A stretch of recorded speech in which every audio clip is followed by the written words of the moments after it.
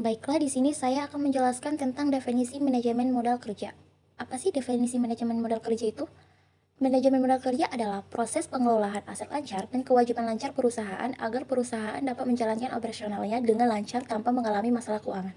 Modal kerja dihitung sebagai selisih antara aset lancar dan kewajiban lancar, di mana aset lancar mencakup kas, piutang usaha, persediaan, dan investasi jangka pendek. Sementara kewajiban lancar meliputi utang dagang, utang jangka pendek, serta biaya yang harus dibayarkan dalam waktu dekat. Kemudian di sini ada jenis-jenis modal kerja yang meliputi modal kerja permanen, modal kerja variabel, modal kerja kotor, modal kerja bersih, dan modal kerja temporer.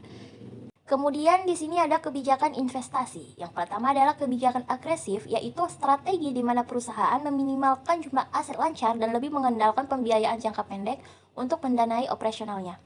Tujuannya adalah meningkatkan profitabilitas dengan mengurangi dana yang menganggur. Kemudian yang kedua adalah kebijakan konservatif, yaitu strategi di mana perusahaan mempertahankan jumlah aset lancar yang besar untuk menghindari resiko likuiditas. Yang ketiga adalah kebijakan moderat, yaitu strategi yang menyeimbangkan antara risiko dan profitabilitas dengan mengalokasikan aset lancar dalam jumlah yang cukup tanpa berlebihan. Kemudian di sini ada kebijakan pembiayaan modal kerja. Yang pertama adalah pembiayaan jangka pendek, yang kedua adalah pembiayaan jangka panjang, dan yang terakhir adalah pembiayaan campuran. Pembiayaan jangka pendek merupakan strategi di mana perusahaan menggunakan utang jangka pendek seperti kredit bank atau utang dagang untuk memenuhi kebutuhan modal kerja. Sedangkan pembiayaan jangka panjang adalah strategi di mana perusahaan memilih untuk mendanai modal kerja dengan sumber pembiayaan jangka panjang, seperti penerbitan obligasi atau pinjaman bank dengan tenor panjang. Dan yang ketiga adalah pembiayaan campuran, yaitu pendekatan yang menggabungkan pembiayaan jangka pendek dan panjang untuk menyeimbangkan risiko dan fleksibilitas. Kemudian zero working capital, yaitu strategi pengelolaan modal kerja di mana perusahaan berusaha untuk menyeimbangkan aset lancar dengan kewajiban lancar sehingga selisih antara keduanya mendekati nol. Selanjutnya di sini ada prinsip dasar zero working capital yang bertujuan menyeimbangkan aset lancar dan kewajiban lancar agar perusahaan lebih efisien dalam mengelola keuangan. Prinsip-prinsip utamanya yaitu percepatan arus kas, yaitu perusahaan harus mempercepat penerimaan kas dari pelanggan dan menunda pembayaran kepada pemasok tanpa melanggar perjanjian. Ini membantu menjaga stabilitas keuangan tanpa bergantung pada utang. Dan yang kedua adalah pengelolaan piutang yang ketat. Dengan kebijakan kredit yang lebih selektif, Dan yang kedua adalah pengelolaan piutang yang ketat. Dengan kebijakan kredit yang lebih selektif, perusahaan dapat mengurangi risiko piutang macet dan mempercepat pembayaran dari pelanggan untuk meningkatkan likuiditas. Yang ketiga adalah penggunaan pembiayaan dari pemasok, yaitu mengoptimalkan utang dagang sebagai sumber pembiayaan jangka pendek memungkinkan perusahaan mengurangi ketergantungan pada peminjam bank. Dan yang terakhir adalah pengelolaan persediaan yang efisien. Menjaga persediaan pada tingkat optimal dengan metode seperti just in time membantu mengurangi biaya penyimpanan dan meningkatkan perputaran modal kerja. Sekarang kita akan membahas mengenai keuntungan zero working capital. Ada beberapa keuntungan zero working capital. Yang pertama, zero working capital menawarkan berbagai keuntungan bagi perusahaan. Salah satu keuntungan utamanya yaitu mengurangi biaya modal, karena perusahaan tidak perlu menyimpan terlalu banyak aset lancar yang tidak produktif.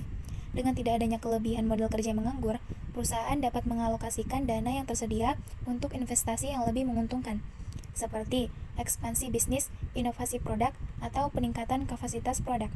Hal ini membantu perusahaan untuk lebih kompetitif di pasar dan meningkatkan return on investment. Keuntungan lainnya adalah meningkatkan likuiditas perusahaan dengan mempercepat perputaran kas. Dengan strategi ini, perusahaan memastikan bahwa piutang dapat segera tertagih dan persediaan tidak menumpuk terlalu lama. Dengan demikian, arus kas menjadi lebih lancar sehingga perusahaan lebih fleksibel dalam mengelola pengeluaran dan memenuhi kewajiban keuangan jangka pendek. Selain itu, optimalisasi investasi juga menjadi manfaat penting dari zero working capital. Dana yang sebelumnya hanya tersimpan dalam bentuk aset lancar dapat dialihkan ke investasi jangka panjang yang memberikan keuntungan lebih besar. Strategi ini juga dapat meningkatkan efisiensi operasional dengan mengurangi biaya penyimpanan dan manajemen persediaan. Dengan menerapkan sistem yang efisien seperti just in time, perusahaan dapat menghindari kelebihan stok dan biaya gudang yang tinggi. Resiko zero working capital. Meskipun menawarkan banyak keuntungan, strategi zero working capital juga memiliki berbagai risiko yang harus diperhitungkan agar tidak berdampak negatif pada keuangan perusahaan. Salah satu risiko terbesar adalah ketidakmampuan perusahaan dalam memenuhi kewajiban jangka pendek jika terjadi gangguan arus kas. Dengan sistem yang menyeimbangkan aset lancar dan kewajiban lancar pada tingkat minimum, perusahaan tidak memiliki cadangan dana darurat yang cukup untuk menghadapi situasi tak terduga. seperti penurunan permintaan pasar atau keterlambatan pembayaran dari pelanggan. Selain itu, zero working capital juga membuat perusahaan lebih bergantung pada pemasok. Strategi ini mengandalkan pembayaran utang dagang sebagai sumber pembiayaan, sehingga jika pemasok tidak bersedia memberikan fleksibilitas pembayaran atau menaikkan harga secara mendadak, perusahaan bisa mengalami kesulitan dalam mempertahankan stabilitas modal kerja. Ketergantungan ini dapat mengurangi daya tawar perusahaan dalam negosiasi dengan pemasok dan membuat perusahaan lebih rentan terhadap perubahan dalam rantai pasokan. Resiko lainnya adalah potensi kehilangan pelanggan akibat kebijakan piutang yang terlalu ketat. Untuk mempercepat perputaran kas, perusahaan biasanya menerapkan kebijakan kredit yang lebih ketat, seperti memperpendek periode pembayaran atau mengurangi toleransi terhadap keterlambatan pembayaran dari pelanggan. Terakhir, perusahaan yang menerapkan zero working capital juga mungkin mengalami kesulitan dalam menghadapi lonjakan permintaan yang tiba-tiba. Karena strategi ini menghindari penyimpanan stok dalam jumlah besar, perusahaan mungkin tidak memiliki persediaan yang cukup untuk memenuhi permintaan yang meningkat secara mendadak. Pembiayaan jangka pendek. Pembiayaan jangka pendek yaitu strategi yang digunakan perusahaan untuk mendapatkan dana dalam jangka waktu kurang dari 1 tahun. Sumber pendanaan ini digunakan untuk membiayai kebutuhan operasional sehari-hari, seperti pembelian bahan baku, pembayaran gaji karyawan, serta pembayaran utang dagang. Pembiayaan jangka pendek biasanya diperoleh dari berbagai sumber, seperti kredit bank jangka pendek, utang dagang, kredit dari pemasok, dan pembiayaan piutang. Strategi ini memungkinkan perusahaan tetap memiliki likuiditas yang cukup untuk menjalankan aktivitas bisnisnya, tanpa harus mengandalkan modal sendiri dalam jumlah besar. Meskipun demikian, pembiayaan jangka pendek harus dikelola dengan hati-hati karena memiliki risiko yang lebih tinggi dibandingkan pembiayaan jangka panjang. Jika tidak dikelola dengan baik, perusahaan dapat mengalami tekanan keuangan akibat kewajiban pembayaran yang jatuh tempo dalam waktu singkat. Sumber utama pembiayaan jangka pendek adalah kredit bank, yang biasanya diberikan dalam bentuk pinjaman modal kerja dengan jangka waktu kurang dari 1 tahun. Keuntungan utama dari kredit bank adalah akses dana yang cepat dan fleksibel. Namun, perusahaan harus mempertimbangkan suku bunga yang dikenakan serta syarat pembayaran yang ditetapkan oleh bank. Selain itu, utang dagang juga menjadi salah satu bentuk pembiayaan jangka pendek yang umum digunakan, di mana perusahaan mendapatkan barang atau jasa dari pemasok dengan pembayaran yang ditangguhkan. Ini memberikan keuntungan berupa peningkatan fleksibilitas keuangan, tetapi dapat menimbulkan masalah jika perusahaan tidak mampu membayar tepat waktu. Sumber lain dari pembiayaan jangka pendek adalah pembiayaan piutang, di mana perusahaan menjual piutang dagangnya kepada pihak ketiga untuk mendapatkan dana tunai lebih cepat. Cara ini sangat berguna untuk meningkatkan arus kas, tetapi seringkali dikenakan biaya tambahan yang dapat mengurangi keuntungan perusahaan. Keuntungan pembiayaan jangka pendek. Pembiayaan jangka pendek memberikan berbagai keuntungan bagi perusahaan, terutama dalam menjaga kelangsungan operasional bisnis dengan akses modal yang lebih fleksibel dan cepat. Salah satu keuntungan utama adalah memudahkan akses dan proses yang cepat, di mana perusahaan dapat memperoleh dana dalam waktu singkat tanpa prosedur yang rumit. Hal ini sangat membantu perusahaan yang membutuhkan dana mendadak untuk memenuhi kebutuhan produksi atau menghadapi keadaan darurat keuangan. Dibandingkan dengan pembiayaan jangka panjang, proses persetujuan pembiayaan jangka pendek biasanya lebih sederhana dan tidak memerlukan jaminan dalam jumlah besar.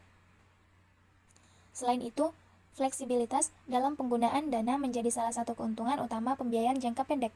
Perusahaan dapat menggunakan dana tersebut untuk berbagai keperluan operasional, seperti membayar gaji karyawan, membeli bahan baku, atau membiayai proyek-proyek kecil yang mendukung pertumbuhan bisnis. Dengan adanya fleksibilitas ini, perusahaan tidak perlu mengalokasikan terlalu banyak modal sendiri, sehingga dapat digunakan untuk investasi jangka panjang yang lebih menguntungkan. Terakhir, salah satu keuntungan yang signifikan dari pembiayaan jangka pendek adalah meningkatkan return on investment. Dengan menggunakan utang jangka pendek, perusahaan dapat mengalokasikan dana yang ada untuk investasi yang lebih menguntungkan, seperti pengembangan produk baru atau ekspansi pasar. Hal ini memungkinkan perusahaan untuk meningkatkan pendapatan dan laba tanpa harus menggunakan seluruh modal sendiri. Resiko pembiayaan jangka pendek. Meskipun pembiayaan jangka pendek menawarkan berbagai keuntungan, terdapat beberapa resiko yang harus diperhatikan oleh perusahaan dalam penggunaannya.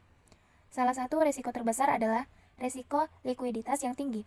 di mana perusahaan harus memastikan bahwa mereka memiliki arus kas yang cukup untuk melunasi kewajiban jangka pendek tepat waktu. Jika perusahaan tidak memiliki perencanaan keuangan yang baik, mereka bisa mengalami kesulitan dalam memenuhi kewajiban yang pada akhirnya dapat menyebabkan masalah keuangan yang lebih serius. Selain itu, tingkat bunga yang bisa berubah juga menjadi tantangan dalam pembiayaan jangka pendek. Beberapa jenis pinjaman yang memiliki suku bunga yang fluktuatif tergantung pada kondisi pasar dan kebijakan ekonomi. Jika suku bunga tiba-tiba naik, maka biaya pembiayaan akan meningkat, sehingga dapat berdampak negatif terhadap kondisi keuangan perusahaan. Oleh karena itu, perusahaan memiliki strategi yang matang dalam mengelola utang jangka pendek agar tidak terkena dampak yang merugikan. Ketergantungan yang tinggi pada pembiayaan jangka pendek juga dapat menyebabkan ketergantungan pada kreditur, di mana perusahaan menjadi sangat bergantung pada pihak ketiga untuk mendanai aktivitas bisnisnya. Jika suatu saat kreditur menarik dukungan mereka atau mengubah syarat kredit, perusahaan dapat mengalami kesulitan dalam mendapatkan pendanaan yang diperlukan. Terakhir, penggunaan pembiayaan jangka pendek yang tidak dikelola dengan baik dapat berdampak negatif terhadap kredit rating perusahaan. Jika perusahaan memiliki banyak utang jangka pendek yang belum terbayar, maka resiko keuangan mereka meningkat, yang dapat membuat investor dan bank menjadi kurang percaya terhadap stabilitas perusahaan. Oleh karena itu, penting bagi perusahaan untuk mengelola pembiayaan jangka pendek dengan strategi yang tepat agar tetap dapat memanfaatkan keuntungannya tanpa menghadapi resiko yang terlalu besar. Strategi pengelolaan pembiayaan jangka pendek. Untuk menghindari resiko pembiayaan jangka pendek, perusahaan harus memiliki strategi yang baik dalam mengelola sumber daya keuangan mereka. Salah satu strategi utama adalah menyusun proyeksi arus kas yang akurat. Dengan memiliki perkiraan yang jelas mengenai pemasukan dan pengeluaran, perusahaan dapat menghindari kesulitan dalam membayar kewajiban jangka pendek. Perencanaan yang matang juga memungkinkan perusahaan untuk mengetahui kapan mereka membutuhkan dana tambahan, sehingga dapat mencari sumber pendanaan yang paling sesuai. Selain itu, perusahaan sebaiknya melakukan diversifikasi sumber pendanaan, sehingga mereka tidak hanya mengandalkan satu jenis pembiayaan saja. Misalnya, perusahaan dapat mengombinasikan kredit bank, utang dagang, dan pembiayaan piutang agar lebih fleksibel dalam menghadapi kondisi keuangan yang berubah-ubah. Strategi lainnya adalah bernegosiasi dengan kreditur untuk mendapatkan syarat kredit yang lebih menguntungkan. Misalnya, perusahaan dapat mencoba memperpanjang jangka waktu pembayaran atau bernegosiasikan tingkat bunga yang lebih rendah agar beban keuangan lebih ringan. Terakhir, perusahaan harus menggunakan modal kerja secara efisien, sehingga mereka tidak terlalu bergantung pada pembiayaan jangka pendek. Dengan mengelola persediaan dan piutang secara optimal, perusahaan dapat meningkatkan likuiditas mereka dan mengurangi kebutuhan akan pinjaman eksternal.